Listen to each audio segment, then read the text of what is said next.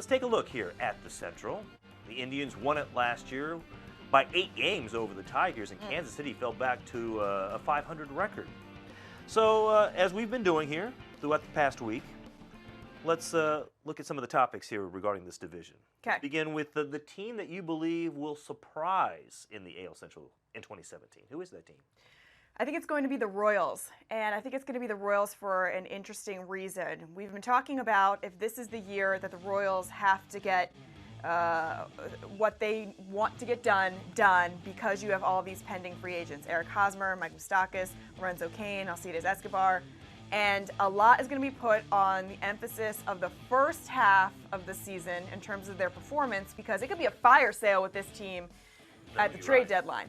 Right. For me, I think they live up to expectations and surpass those expectations in the first half, so they don't have that fire sale at the trade deadline, and that's my big surprise. Everyone's talking about how all of these guys are going to go off. They're not going to be able to keep them all. I think they end up keeping them together, and then maybe in the offseason we see some of them stay, some of them go. But the fire sale is not happening is what my prediction is for the Royals. You know, that's interesting because we hadn't even discussed this, but that actually is the lead into my team. By the way, it's also the Kansas City Royals. I believe this might be the last hurrah with this core group of veterans here.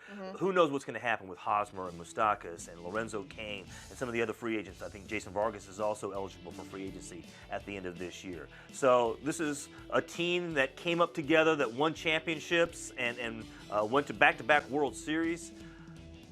Let's see if they can put it all together here this year, at least one last time, and then whatever happens, happens. But I'm curious to see how they perform in the first half, like you were saying, that if they actually are looking like, hey, we can make a run here in this second half of the season.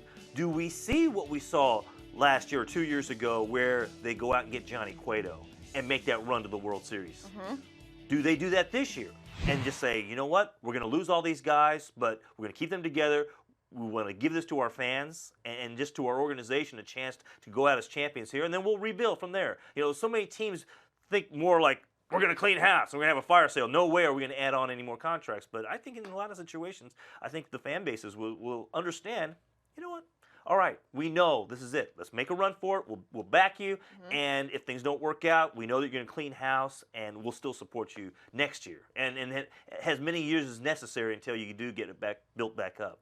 They have a lot of talent in that clubhouse, but I think also one thing that's going to carry this team is the emotions of rallying together and supporting each other after the death of Yordano Ventura. They're going to have a patch on their jerseys, so it's going to be visually represented in the entire season. They're going to be able, the stadium, they're going to be able to look down at their own jerseys, at their teammates' jerseys, and be able to see Ventura's presence there, and I feel like that'll have a big emotional impact too. No, I think you're right about that. I have them. I think they're going to make one of the wild card spots, earn one of the wild card spots. Yeah.